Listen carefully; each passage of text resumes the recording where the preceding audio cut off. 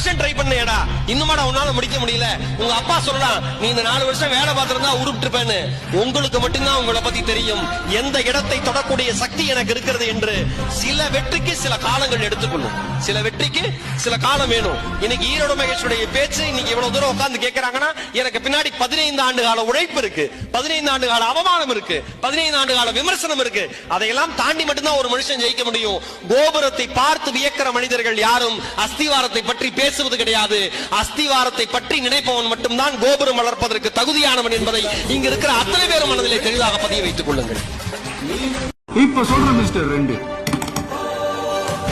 உனக்கு மேல இருக்கிற 1 அதான் தனியா அந்த பிராண்ட நான் அழிக்கிறேன்.